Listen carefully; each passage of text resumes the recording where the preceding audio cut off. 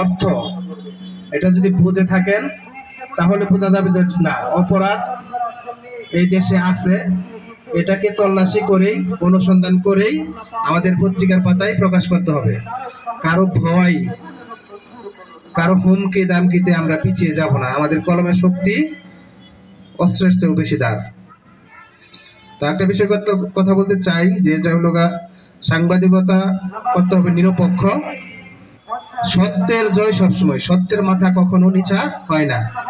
তো এই জন্যই বলতে চাই, যারা এখানে উপস্থিত সাংবাদিক আছেন, সাংবাদিক ভাইদেরকে বিশেষভাবে অনুরোধ করব আমি আমার শ্রীপুর উপজেলা সাংবাদিক সমিতির পক্ষ থেকে, যে আমরা যারা সাংবাদিকতা করি, সাংবাদিকতার যে মিনিংটা এটা আগে বুঝতে হবে।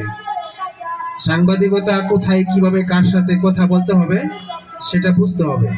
সাংবাদিক মানুষের কল্যাণে, জনগণের কল্যাণে এবং দুঃখী মানুষের পাশে থাকার জন্য সাংবাদিকতা।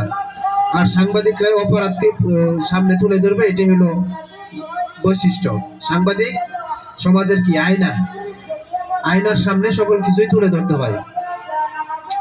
এই জন্যই সাইফুল ভাইকে ধন্যবাদ জানাই যে আপনারা এই পত্রিকার যাদেরকে সাংবাদিকতায় নিয়োগ দিয়েছেন, যেখানে হয়তো বা অনেক প্রতিনিধি আছে, তাদেরকেও ওইভাবে আপনার মতে গড়ে তুলতে হবে এবং তাদেরকে প্রশিক্ষণ দিতে হবে, কথা বলতে হবে, মাসে মিটিং করতে হবে। মিটিং করা, পরামর্শ করা হলো সবচেয়ে বড় বিষয়।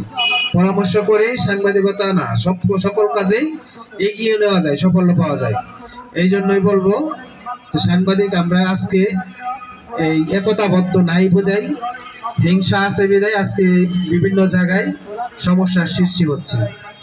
এই জন্যই বলবো সাংবাদিক সকলকে এক হতে হবে, এক থাকতে হবে এবং সমাজের যত অপরাধ আছে সকল কিছু একতাবদ্ধ হয়ে তুলে ধরতে হবে।